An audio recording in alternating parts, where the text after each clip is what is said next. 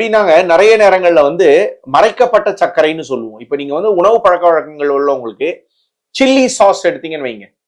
நீங்க பொது வழியில போய் சில்லி சாஸ்னா பொதுவெளிகள்கிட்ட நீங்க கேட்டீங்கன்னா உங்கள்கிட்ட கேட்கிறேன், சில்லி சாஸ்ல வந்து என்ன இருக்கும்னு நீங்க நினைக்கிறீங்க அதிகமா? ஆனா சார் சில்லி சாஸ்ல என்ன இருக்கும்னு நினைக்கிறீங்க?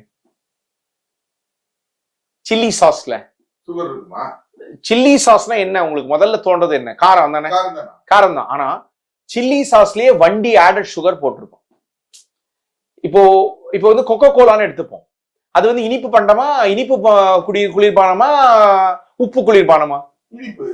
ஆனா அதுல வண்டி உப்பு போட்டிருப்போம். அதனால மறைக்கப்பட்ட உப்பு, மறைக்கப்பட்ட சர்க்கரைன்னு சொல்லுவோம். ஆனா இது வந்து நீங்க இப்போ வந்து ஒரு சில்லி சாஸ், டொமேட்டோ சாஸ் எல்லாம் எடுத்தீங்கன்னா அவ்வளவு சர்க்கரை ஆட் பண்ணியிருப்போம்.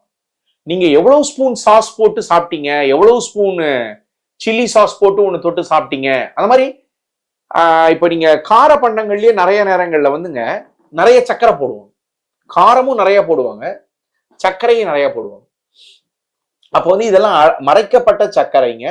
இந்த மறைக்கப்பட்ட சர்க்கரையும் நீங்க கணக்குல எடுக்கணுங்க. இந்த 6 டீஸ்பூன்ல இருந்து 9 டீஸ்பூன்.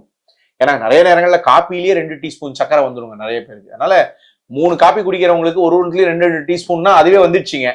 அது இல்லாம நம்ம வந்து இப்போ வேற ஏதாவது தின்பண்டங்கள் சாப்பிடும் போது அதை கொஞ்சம் நீங்க அந்த ஃபுட் லேபிள் படிக்கிறதெல்லாம் பழகிக்கிட்டீங்கன்னா, உண்மையில ஃபுட் லேபிள் படிக்கிறதுலாம் ரொம்ப ஈஸிங்க.